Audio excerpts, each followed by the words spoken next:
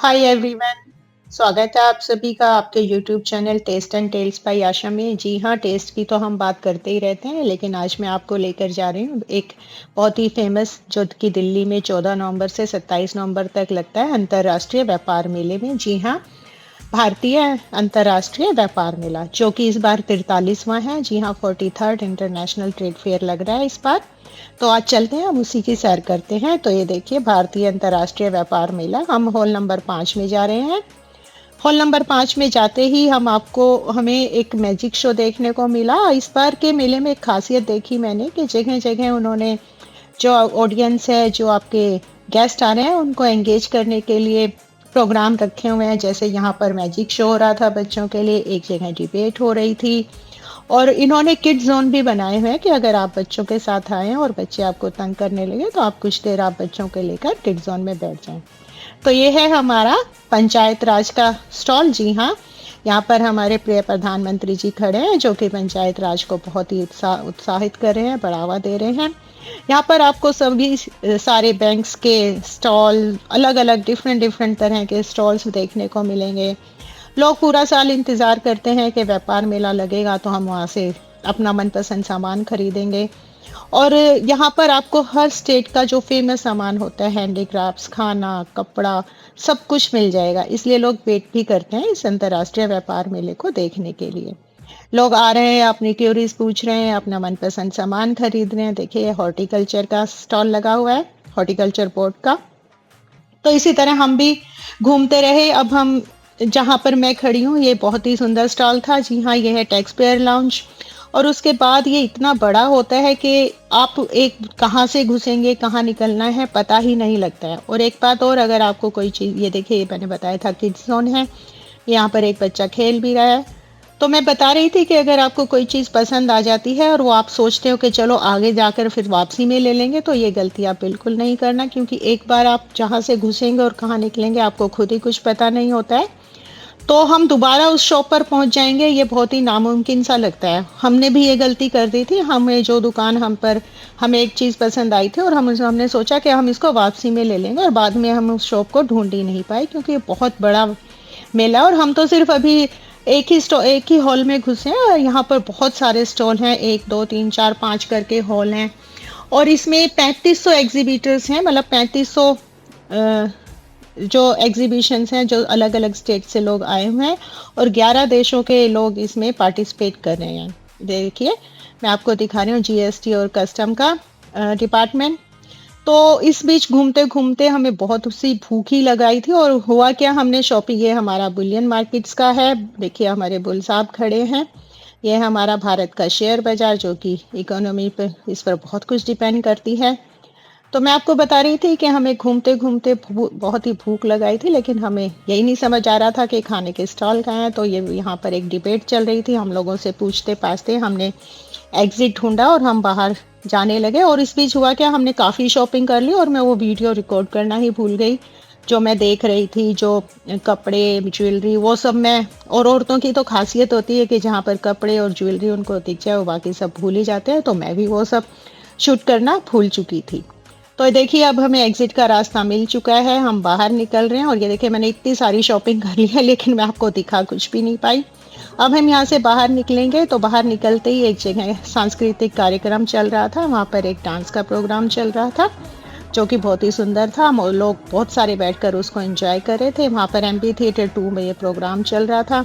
मैंने कुछ देर इसको आनंद लिया, कुछ देर इसको देखा। उसके बाद यहाँ पर ये जो लोग खड़े हैं, नुक्कड़ नाटक का टाइप, इन्होंने भी अपना एक बहुत अच्छी शानदार प्रस्तुति की, जिसमें लोगों को बता रहे थे कि इतने बड़े व्यापार मेले में आकर आपको गंद नहीं फैलाना है। यहाँ पर जगह जगह कैमरे लगे हुए हैं, तो साफ सफाई का भी पूरा ध्यान रखा जा रहा था। अब उसके बाद हम चलते हैं, हमें दिख गया बिरयानी का स्टॉल। जी हाँ, हैदराबादी बिरयानी लगी हुई थी, लेकिन हमें स्टेट फूड इंजॉय करने थे, एमपी थिएटर 2 जहाँ पर हमने अभी प्रोग्राम देखा। और हमें सामने ही दिख गया स्टेट फूड कोर्ट। यहाँ पर आपको हर तरह, सारी स्टेट्स के जो फूड है उनका खाना मिल जाएगा। ये मैं आपको बाहर दिखा रही हूँ, लोग दरियों पर भी बैठे हैं। अरेंजमेंट्स बहुत अच्छे हैं, जो वॉशरूम्स है वो भी एकदम साफ सुथरे हैं, मतलब आपको किसी तरह की कोई दिक्कत महसूस नहीं होगी। तो अब ये सारे स्टेट्स हैं, सारे स्टेट्स के स्टॉल लगे हुए हैं, जहाँ पर लोग अपनी मनपसंद खाने को एंजॉय करें। हमने सबसे पहले बिहार का लिट्टी चोखा ऑर्डर किया जो कि बहुत टेस्टी था। उसके बाद मैंने हमने एक डोसा भी ऑर्डर किया था, वो भी आ गया, जो वो भी बहुत शानदार था। उसके बाद हमने एक मूंग दाल चीला ऑर्डर किया, वो भी बढ़िया था। देखिए हमारा मूंग दाल चीला बन रहा है। मूंग दाल चीला ले लिया। उसके बाद देखिए भल्ले, पापड़ी, गोलगप्पे, आप जो सोचो आपको सब मिलेगा। डिफरेंट स्टॉल्स, डिफरेंट डिफरेंट खाना, और टेस्टी भी था, अच्छा भी था और सस्ता भी था। यहाँ पर एक नया मैंने न्यू वेंचर स्टार्ट हुआ है, यह MBA मखाना वाला। जी हाँ, ये एक बहुत ही हेल्दी मखाने की ऑप्शंस है। इन्होंने इसको हर चीज़ में यूज़ किया है, चाहे उसमें कॉफ़ी में, डोसे में, और कुल्फी में, रबड़ी में। और इसी के साथ थे फेमस बिहार के लिट्टी चोखा, ये देखिए। और ये अनरसा भी मैंने ट्राई किया, ये भी बहुत टेस्टी था। इसी तरह से स्टेट वाइज मैंने हर स्टेट के खाने को देखा और थोड़ा थोड़ा टेस्ट भी किया। ये देखिए यहाँ पर ये लौंग लता थी, ये था गाजा, इसको भी मैंने टेस्ट किया। तो जिस स्टेट की जो भी स्पेशलिटी थी वो मैंने टेस्ट की। अब ये देखिए लिट्टी चोखा है बिहार का। इससे आगे हम चलेंगे तो हमें दिख गया हमारा साडा पंजाब। जी हाँ, छोले भटूरे, जो यहाँ का नॉर्मल फूड होता है पंजाब का। और इसमें यहाँ पर देसी घी के सिड्डू भी थे, और साग, मक्के की रोटी, वो सब भी था। हर स्टेट का फूड मैंने देखा, और हमने उसमें से कुछ ना कुछ सोचा ट्राई करें, लेकिन इतना सब ट्राई करना मुश्किल हो जाता है। उसके बाद देखिए ये आ गया हमारा राजस्थानी फूड। राजस्थानी फूड के स्टॉल पर अच्छी खासा रश था, क्योंकि यहाँ पर मिर्ची का जो पकोड़ा होता है, मिर्ची वड़ा मिल रहा था, कचौड़ी मिल रही थी, मावा कचौड़ी मिल रही थी, और वहाँ की एक ये मूंग दाल पकौड़ी होती है, ये मिल रही थी, जलेबी थी। तो यहाँ पर काफ़ी लोगों की भीड़ थी, तो यहाँ पर हम नहीं घुस पाए। और ये था जय महाराष्ट्र। जी हाँ, यहाँ का महाराष्ट्र का वड़ा पाव, फेमस वड़ा पाव, पाव भाजी। तो इस तरह से देखिए लोग अपने खाने को एंजॉय कर रहे हैं। लोग जब ग्रुप में आते हैं तो उन्हें मज़ा भी आता है। ये आ गया हमारा केरले का फूड स्टॉल। यहाँ पर मोस्टली चीज़ें नॉन वेजिटेरियन थी, तो मैं ज़्यादा अंदर तक नहीं घुसी, ना ही मुझे उनके नाम पता है। ये केरला फूड हो गया। उसके बाद आ गया हमारा उड़ीसा का कुजीन। उड़ीसा के कुजीन की प्रेजेंटेशन मुझे बहुत अच्छी लगी, हांडी में रखी हुई थी। यहाँ पर मैंने इनका छेना पोड़ा ट्राई किया, जो कि बहुत ही यमी था। और यहाँ ये है टैप्स ऑफ हेवन, ये भी नया ब्रांड लगा है। यहाँ पर हॉट और कोल्ड बेवरेजेस मिल रहे थे। हमने यहाँ से एक कॉफ़ी ऑर्डर की। और ये दरबार अवध आ गया। यहाँ पर मिलते हैं कबाब, हैदराबाद वो बिरयानी, टुंडे के कबाब, इस तरह का खाना था।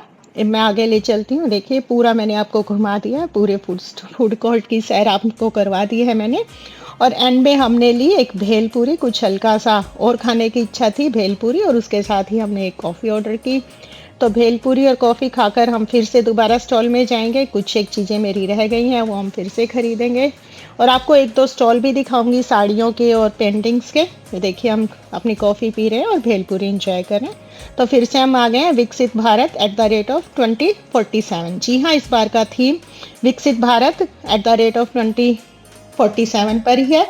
47 में कितना विकसित होगा भारत, उसकी कैसा दिखेगा, क्या क्या परियोजनाएं उसमें आएंगी, ये सब उसी पर डिपेंड है। ये देखिए मैं आपको दिखा रही हूँ, यहाँ पर हर तरह की साड़ियाँ लगी हुई हैं। ये रॉ सिल्क, पता नहीं कितने ही नाम है, मूंगा सिल्क, चंदेरी सिल्क, और कॉटन की बहुत सुंदर सुंदर साड़ियाँ, हाथ से बनी हुई ज्वेलरी, चांदी की ज्वेलरी, हर तरह का सामान आप देखो तो बस देखते ही रह जाओ। हैंडीक्राफ्ट्स बहुत सुंदर सुंदर था, जिसमें से कुछ मैंने हैंडीक्राफ्ट्स लिया भी है, लेकिन मैं आपको उस वक्त दिखा नहीं पाई।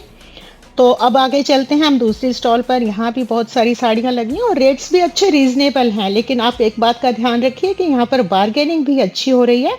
जो ये रेट बोलते हैं उससे कम ही दाम में चीज़ दे देते हैं, इसलिए आप जो भी कुछ खरीदें उसमें बार्गेन ज़रूर करें। तो अब इसके बाद मुझे दिख गई मधुबनी पेंटिंग्स, जो कि मेरी फेवरेट है, और मुझे एक मधुबनी पेंटिंग्स लेनी भी है। तो मैं यहाँ पर देख रही हूँ कि मुझे कौन सी पेंटिंग चाहिए। मैं अभी देख ही रही थी, सोचा अगली शॉप पर चलते हैं, वहाँ पर कौन सी पेंटिंग्स होगी, अगर उनमें से पसंद आती है तो हम वहाँ से लेंगे। ये बच्चा बैठा था, इसने मुझे अच्छी अच्छी पोस्टर्स और डिज़ाइन इसके दिखाए पेंटिंग्स के। तो मैं इससे अगली शॉप पर चलती हूँ। वहाँ हमें एक नाना जी मिले, जो कि एक अवार्डी हैं। तो इंद्रकांत झा, इंद्रकांत झा जी ने बनाई है पेंटिंग। देखिए कितनी सुंदर है।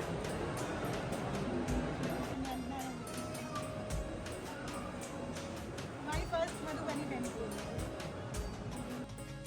तो वो पेंटिंग लेकर हम बाहर निकले, रात हो चुकी थी। वहाँ से हमें एक बैटरी रिक्शा मिली जो कि वैसे तो फ्री सर्विस है, लेकिन ये लोग पे करते मतलब चार्ज करते हैं ₹50 सवारी, जो कि बहुत ज़्यादा है और इन्हें चार्ज नहीं करना चाहिए। तो उसके बाद हम बैठ गए अपनी गाड़ी में अपने घर के लिए। मिलते हैं नेक्स्ट वीडियो में। वीडियो अच्छी लगी तो चैनल को लाइक करें, कमेंट करें, सब्सक्राइब करें। Till then bye.